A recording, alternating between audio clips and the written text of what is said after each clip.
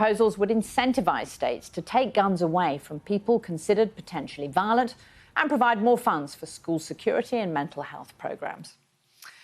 Well, in the coming days, the United States Supreme Court will issue a much-anticipated decision on abortion, which could overturn the Roe v. Wade ruling of almost 50 years ago that established the constitutional right to an abortion. If that happens, 13 states have trigger laws in place, which would almost immediately ban the procedure.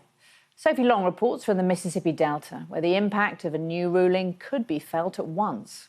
Here, get down. No! Here, play with the toys. I don't want to. Titan, Mega and Seven are happy, healthy boys. But this is not the life Amanda had hoped for. She was a struggling single mum with a baby, having just escaped an abusive partner when she found out she was pregnant again. Come on, big man. You ready? I'm ready. Okay. Turn this way. She was adamant she wanted a termination and says she was tricked by a crisis pregnancy centre into thinking they would help her, until it was too late. Eventually, I found out that I had timed out. Well, I knew then my only other option is to go somewhere else, another state, but I didn't have any transportation. I didn't have any funds. So I left there furious, upset, sad. She had no choice but to have the baby in the poorest region of the poorest state, with the lowest number of doctors per capita anywhere in America, and where a basic lack of transportation and nutrition put many pregnant people in the highest risk categories. This is our clinic. At the Delta Health Centre in Mount Bayou, its only obstetrician tells me banning abortion will exacerbate an already desperate situation. The banning of abortion will increase maternal morbidity and mortality. And I think what is sometimes missing in the general public discussion of abortion is that abortion is a necessary part of reproductive care. You know, blindly banning abortion really puts women's lives at risk. An hour and a world away in Greenwood, another doctor is among the church choir. He doesn't agree. There will be more children being given a chance at life.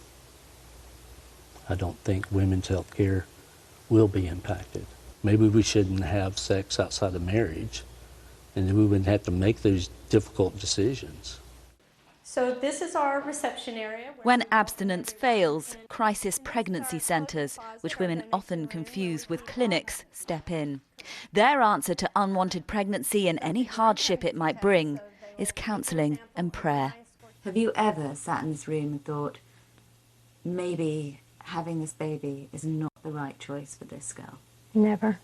I don't think there's such a thing as a child that shouldn't be born. I just don't think that. I think the world's a better place with the more children. And I understand that there are higher risks, but I also know that women who are in poverty do have healthy babies. No thanks to you. Because you don't know what we went through. You don't know that my abuser had to be escorted out of the hospital when I had Mega. But it all worked out. Did it really? What about the young woman who's dead? What about the kids who don't have a mom? What about the child who's being abused? What about the kids in the foster care system who are suffering? What about the kids who there's no grocery store, there's no hospital, they don't have books at school? What about the parents who don't have jobs? So yes, we have these children, but we can't support them.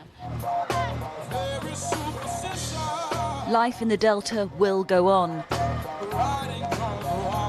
But the court's ruling will do nothing to ease its ills or to close the chasm in this increasingly divided United States. Sophie Long, BBC News, the Mississippi Delta.